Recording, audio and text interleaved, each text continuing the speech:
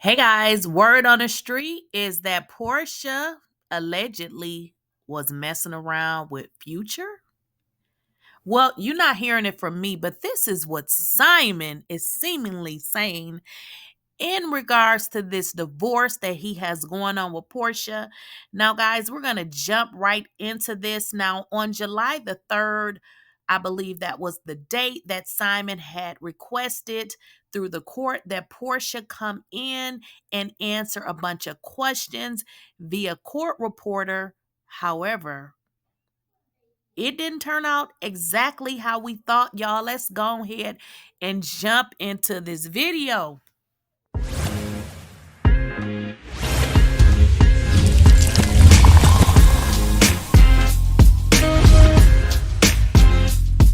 Please, I don't have any time for any gossip now.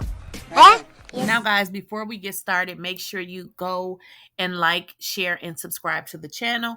And also make sure you enable your bell notifications so you do not miss out on a video or when I go live. Porsha Williams, Real Housewives of Atlanta star, was requested by her estranged husband, Simon Guobadia, and what he demanded is that she answer several questions under oath as part of their ongoing divorce.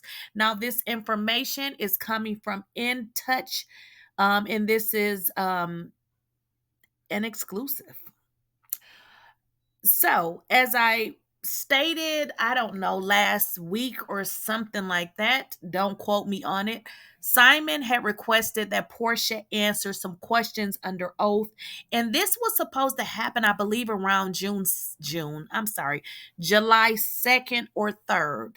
Now, what we're going to do is we're going to get into some of the questions that were asked and exactly what Simon is alluding to that that possibly happened in his marriage. Now, I am here down in Atlanta, and word on the streets is that Porsha was allegedly messing around with a lot of different people, which is very interesting because when I read, some of the things that were a part of the questioning for Porsha, it is kind of confirming that Simon in some aspect believed that Porsha was messing around, and that's really what the streets is saying. Now, this is all alleged. I don't know. I didn't see her, but that's what everybody been saying. So, guys, let's go ahead and get into what exactly happened in court. Okay.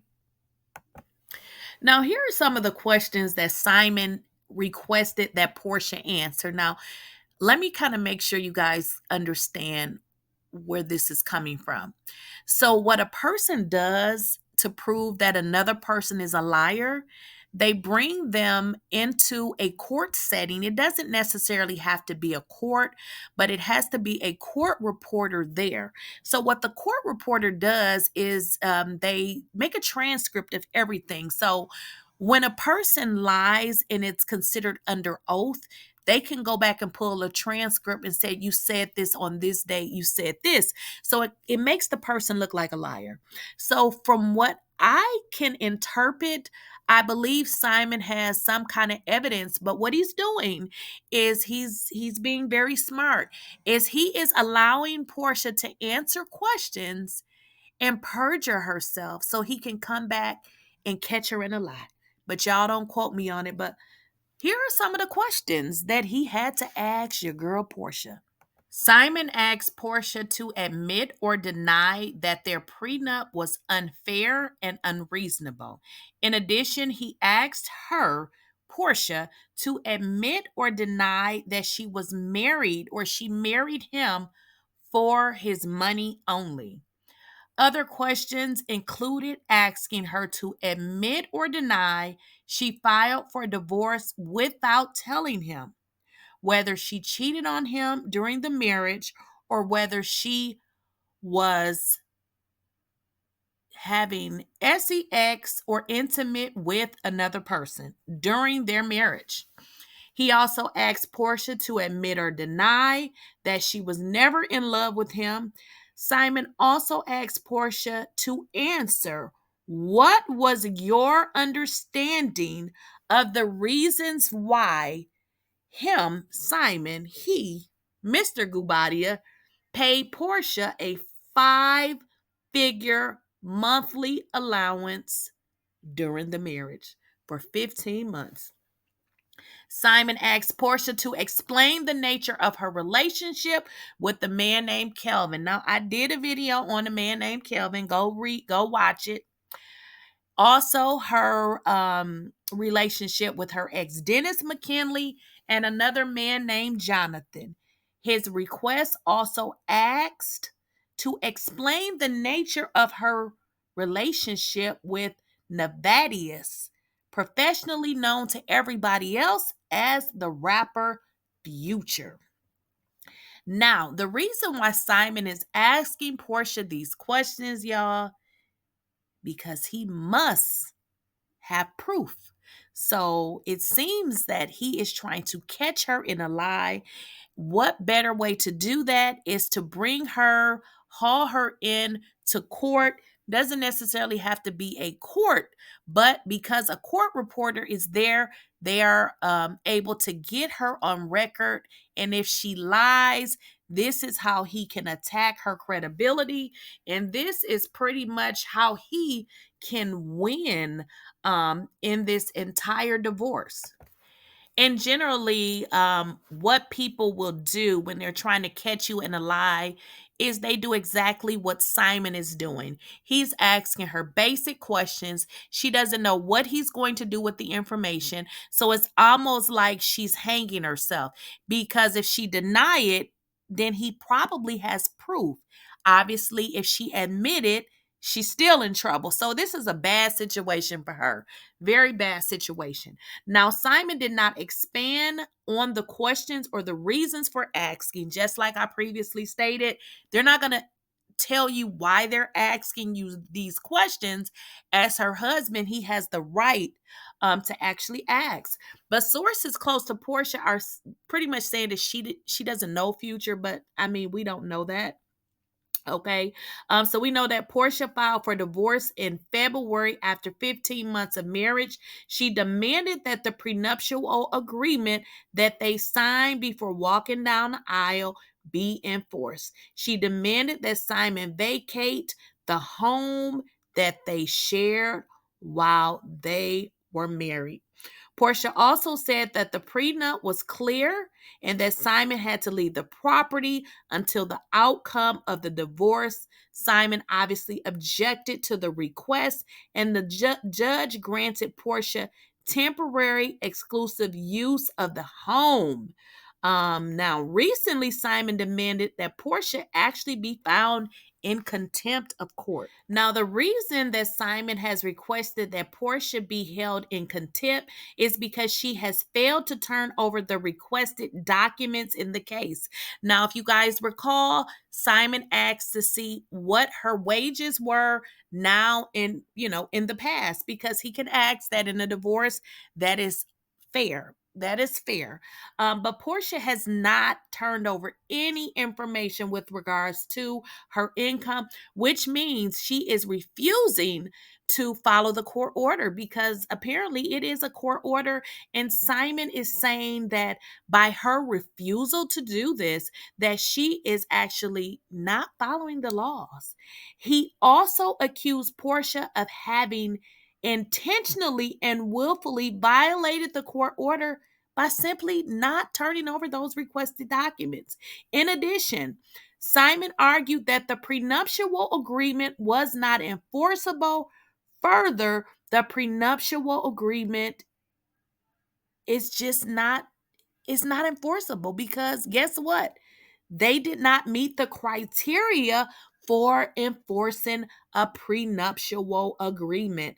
Now, this is what Simon says. Now, when we talk about the criteria for enforcing a prenuptial agreement, let's get into exactly what that is.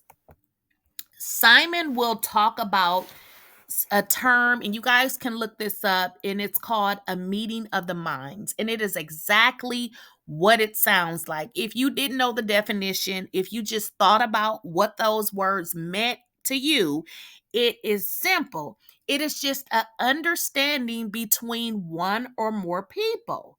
It's an understanding. So if we have an understanding, then that is considered a meeting of the minds because we came together. Again, it can be two people or more, and we decided on whatever we decided on. So what Simon is saying is that the prenuptial agreement is not enforceable.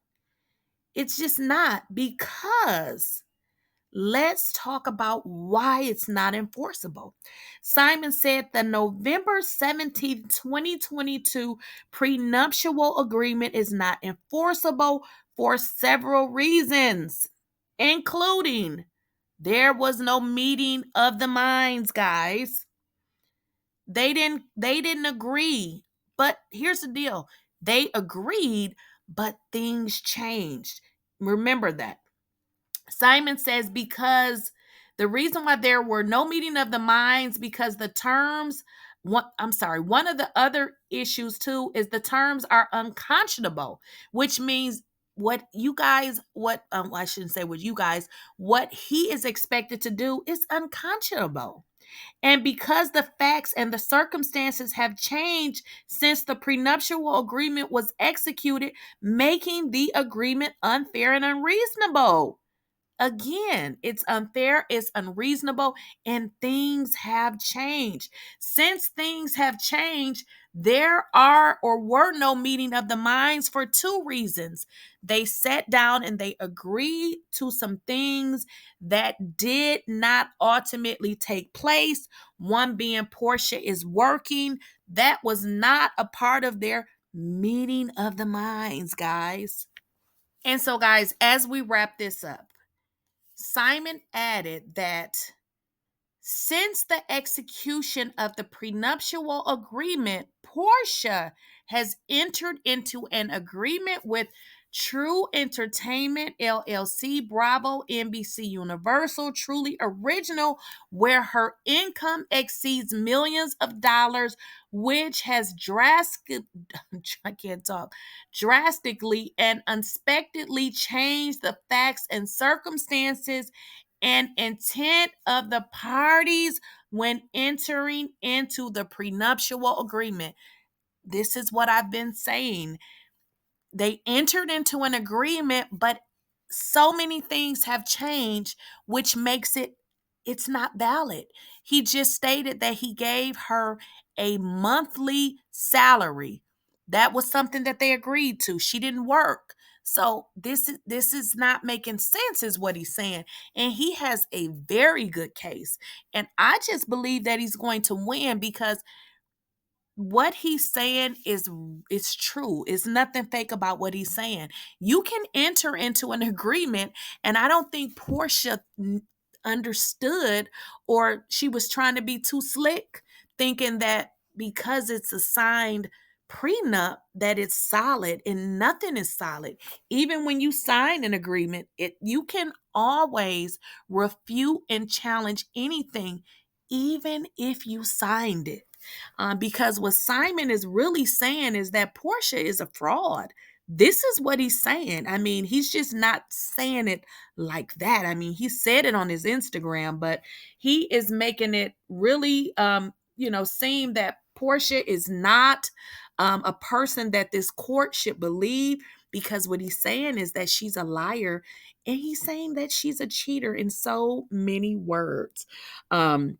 So the judge has yet to rule on the prenuptial agreement and everything that has been set before the court, other than, Porsha can, be in the home. However, she does not have permission to film. So y'all have to let me know what y'all think with regards to this. And I'm going to always give my 2 cents. If it was me, I would just leave, because I mean, to me, it's not that serious. If you don't want to be with the person, I'm glad, that Portia's back working. Apparently, allegedly, this is, she was going to file for divorce, and this is the reason why she got her jobs back. So y'all got to let me know what y'all think in the comments. And as always, guys, don't forget to like, share, and subscribe to the channel. And make sure you guys enable your bell notification so you do not miss out on a video or when I go live.